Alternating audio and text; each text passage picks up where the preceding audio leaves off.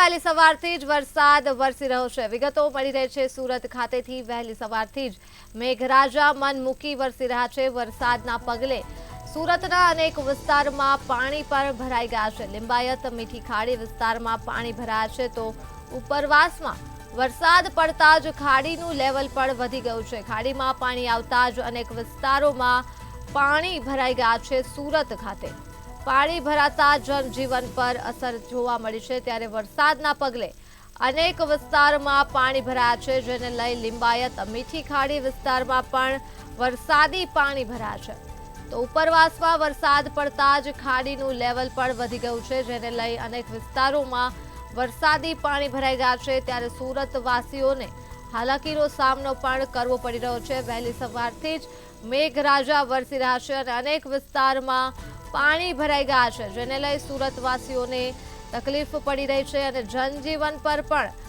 અસર જોવા મળી રહી છે કેમ કે ઠેર ઠેર વરસાદી પાણી ભરાઈ ચૂક્યા છે। સુરત ખાતે ઉપરવાસમાં વરસાદ પડવાના કારણે ખાડીનું લેવલ વધ્યું છે અને ખાડીમાં પાણીની આવક થતાં જ અનેક વિસ્તારમાં આ વરસાદી પાણી ભરાઈ ગયા છે।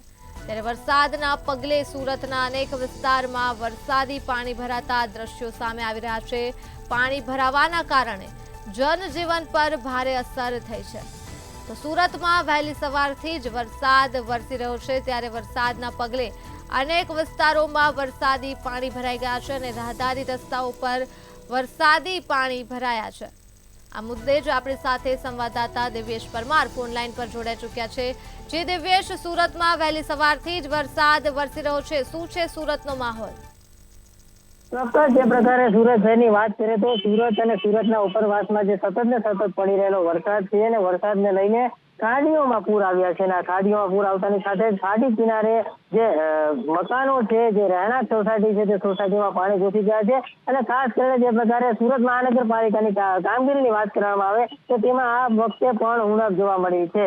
હવે પૂર આવે ત્યારે પાળ બાંધવા જેવી સ્થિતિ છે। અત્યારે સુરત મહાનગરપાલિકાના લોકો છે, કર્મચારીઓ અને જે લોકો છે તે સાફ સફાઈ કરવા તેમજ ગટર ખોલવા માટે નીકળ્યા છે પરંતુ હવે ઘણું લેટ થઈ ચૂક્યું છે અને લોકોના ઘરો સુદ્ધામાં પાણી ઘૂસી ચૂક્યા છે કારણ કે સતત ને સતત જે ખાડી છે તેના લેવલ વધી રહ્યા છે અને ખાડીનું લેવલ વધતાની સાથે ખાડીઓની બહાર જે પાણી આવી રહ્યું છે ને તેનાથી આસપાસના વિસ્તારો છે તે આસપાસના વિસ્તારોમાં પાણી ઘૂસી ચૂક્યા છે। એટલે સ્પષ્ટપણે કહી શકાય કે જે સતત ને સતત વરસાદ પડી રહ્યો છે તેનાથી અનેક વિસ્તારો છે તે પ્રભાવિત થયા છે અને ખાસ કરીને જનજીવનને પણ અસર થઈ છે।